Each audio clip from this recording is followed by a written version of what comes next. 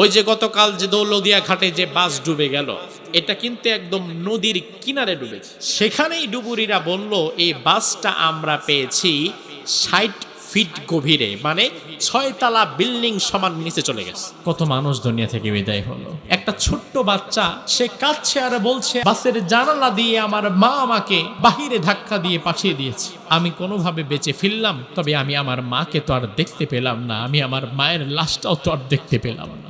একজন বাবা বলছে, আমার একমাত্র মেয়ে ১৩ বছর বয়স, 18 পারা কোরআনের হাফেজা, আমার মেয়েটাকে আমি আর বের করতে পারলাম না, আমি আমার মেয়ের লাশটাও তো আর পেলাম না। কত মানুষ নিমিষেই তাদের জীবনের সব শেষ। এই যে হঠাৎ করে মৃত্যু হয়ে গেল, এমন মৃত্যু কি আমাদের আসতে পারে না? দুনিয়ার পেছনে পাগল হয়ে গিয়েছি আমরা, কোরআনের কথা শোনার সময় আমাদের নাই, আল্লাহকে দুইটা সেজদা দেওয়ার মতো সময় আমাদের নাই। এই যে মাহফিল হচ্ছে, রাসূলুল্লাহর জীবনী থেকে কথা হচ্ছে, কোরআন থেকে কথা হচ্ছে, এই কথাগুলো শোনার মতো সময় নাই। এখনো মেলার মধ্যে ফিরেছে, ঘুরছে এমন মানুষের সংখ্যা কম না বেশি? আমার ভাই, একটা বিষয় হচ্ছে, আল্লাহ রাব্বুল আলামিন সবাইকে সব কাজের জন্য মনোনীত করে না।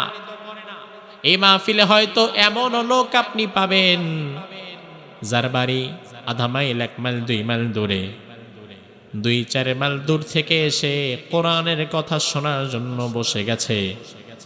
আবার দেখা যাবে 2 পা ফেললেই মাহফিলে আসা যায় এমন মানুষও আসে নাই। এমন আছে না নাই? তার মানে আল্লাহ রাব্বুল আলামিন সবাইকে সব কাজের জন্য মনোনীত করে না। আমাদের যাদেরকে আল্লাহ তাআলা কোরআনের পরিবেশে মনোনীত করেছেন, আমরা আল্লাহর দরবারে শুকরিয়া আদায় করছি, পড়েন আলহামদুলিল্লাহ। এই যে হঠাৎ করে মৃত্যু হয়ে যায়, হঠাৎ করে মৃত্যু হয়ে যায়, বাস অ্যাক্সিডেন্টে মানুষ মরে যায়।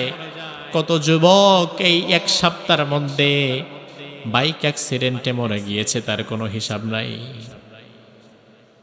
বাস পানিতে পড়ে সেখান থেকে মানুষ নিখোঁজ হয়ে যায়, কত লাশ এখনো উদ্ধারও করা যায় নাই। আহারে, বিমান অ্যাক্সিডেন্টে কত মানুষ দুনিয়া থেকে বিদায় হয়ে যায়। বিমানটা যখন ক্র্যাশ করে, ইতিহাসের কত বিমান যাত্রী নিয়ে উড়ে গিয়েছে, পরবর্তীতে ক্র্যাশ করেছে, আজও পর্যন্ত ওই বিমানের যাত্রীদের কোনো হদিসও মিলে নাই। এমন জায়গায় আল্লাহ মৃত্যু দিতে পারেন, যেই জায়গায় মৃত্যু হলে জানাজা দূরের কথা, কাফনের 3টা কাপড়ও জুটবে না। এমন জায়গায় মৃত্যু দেওয়ার ক্ষমতা কি আল্লাহর নাই? আজ থেকে 12 বছর আগে মালয়েশিয়া থেকে চায়নার দিকে একটা ফ্লাইট উড়াল দিল। মালয়েশিয়ান এয়ারলাইন্স 239 জন যাত্রী নিয়ে মালয়েশিয়ার কুয়ালালামপুর থেকে উড়াল দিয়েছে। যাত্রা পথে ভারত মহাসাগরের উপরে হঠাৎ করে ফ্লাইট ক্র্যাশ করে পড়ে গিয়েছে। 12 বছর আগে 249 জন যাত্রী নিয়ে মালয়েশিয়ান এয়ারলাইন্স হঠাৎ করে ভারত মহাসাগরে পড়ে গিয়েছে। আজকে 12 বছরে প্রযুক্তি কত দূরে গিয়েছে, অথচ 12 বছরেও প্রযুক্তির সর্বোচ্চটা ব্যবহার করে ওই বিমানটার আর কোনো হদিস পাওয়া যায় না। 12 বছরেও এই বিমানটার কোনো হদিসই পাওয়া যায় নাই। তার কারণ বিজ্ঞানীরা বলে, সাহারা মরুভূমিতে একটা আংটি খুঁজে পাওয়া যতটা না কঠিন, ভারত মহাসাগরে একটা বিমান খুঁজে পাওয়া তার চেয়ে বেশি কঠিন। এই যে পৃথিবীতে আমাদের বসবাস, আপনারা যে বসে আছেন, আমরা যে বসে আছি, জমিন, আমরা মাটির উপরে বসে আছি। কিসের উপরে? কিসের উপরে?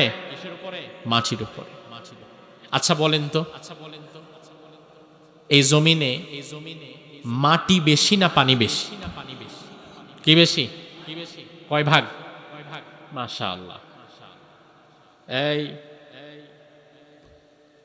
এই জমিনের 3 ভাগ পানি আর 1 ভাগ মাত্র মাটি।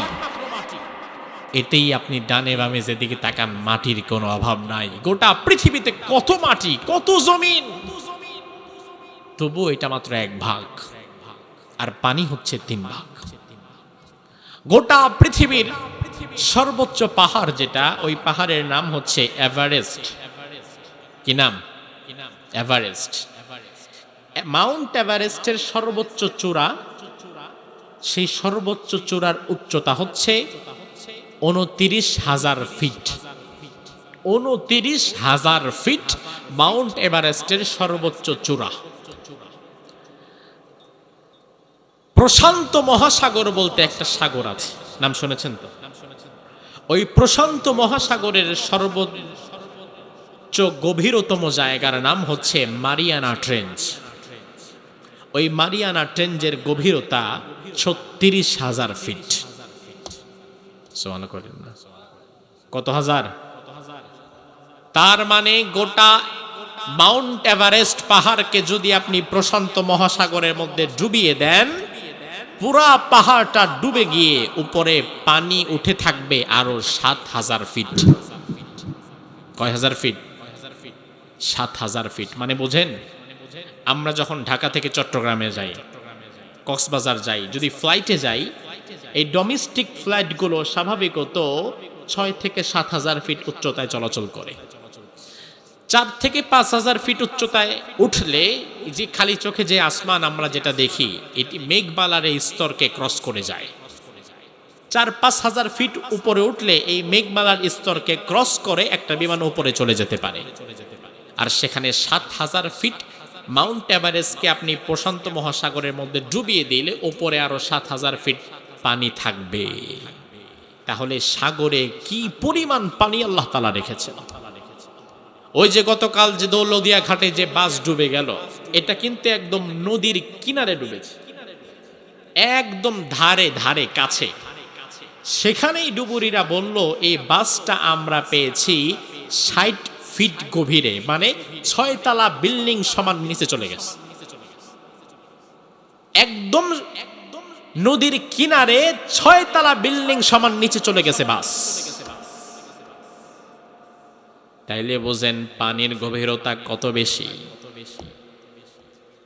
আমার ভাই, দুনিয়া থেকে চলে যাওয়া লাগবে, কেউ থাকতে পারবো না, যে কোনো সময় ডাক এসে যাবে।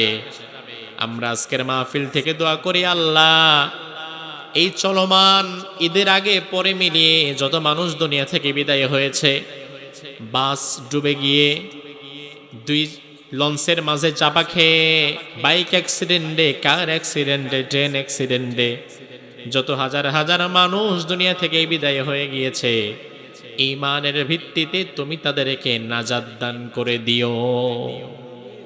আরো জোরে কোন